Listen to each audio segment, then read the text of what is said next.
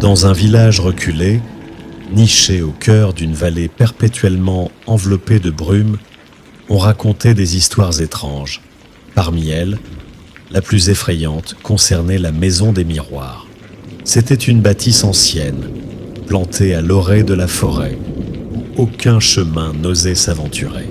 Les habitants du village prétendaient qu'elle était maudite. Ceux qui y entraient ne revenaient jamais. Les rumeurs allaient bon train. On parlait de silhouettes mouvantes derrière les miroirs, de voix murmurantes, de présence glaciale. Mais Adrien, un jeune homme du village, n'y croyait pas. Il était fatigué de ces superstitions qu'il trouvait absurdes. Ce ne sont que des contes pour effrayer les enfants, disait-il à quiconque voulait bien l'entendre. Une nuit, après une soirée bien arrosée à l'auberge du village, Adrien annonça qu'il allait prouver à tous que la maison des miroirs n'était qu'une vieille ruine sans intérêt. Les regards se figèrent, les conversations moururent. Les anciens secouèrent la tête. « Ne fais pas ça, Adrien », murmura l'un d'eux. « Ce n'est pas une simple maison. » Mais Adrien, porté par un mélange d'alcool et d'orgueil, riait déjà. Armé d'une lampe torche et d'une bravade apparente, il quitta l'auberge sous les regards inquiets des villageois. La brume semblait plus dense que d'habitude, enveloppant chaque pas d'Adrien d'un silence oppressant.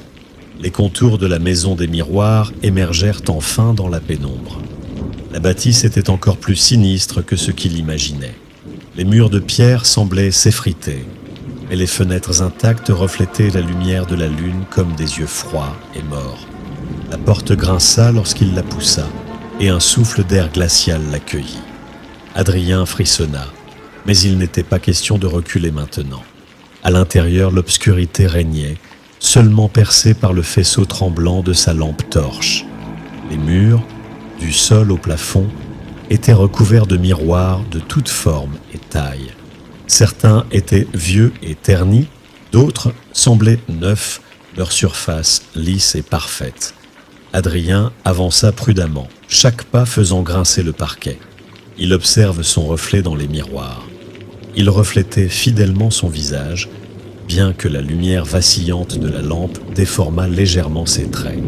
Mais alors qu'il s'approchait du centre de la pièce, il remarqua quelque chose d'étrange.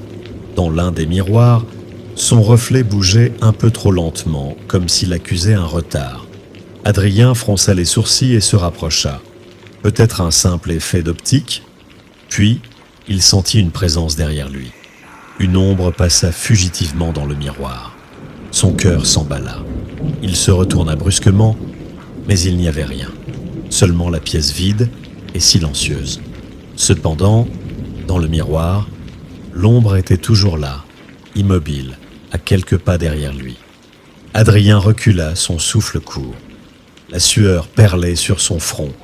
Il se répéta que ce n'était qu'un jeu de lumière, un effet produit par les angles des miroirs. Mais son angoisse grandissait. Le silence devint plus lourd, presque palpable. Et puis, l'impensable arriva. Dans un miroir face à lui, son reflet changea d'expression. Alors qu'Adrien fixait son propre visage, son reflet esquissa un sourire macabre. Adrien sursauta et recula d'un bond, la lampe torche tremblant dans sa main. Ce n'était pas possible. Il passa une main sur son visage pour vérifier qu'il ne souriait pas. Mais dans le miroir, son double continuait de sourire, les yeux désormais pleins de malice.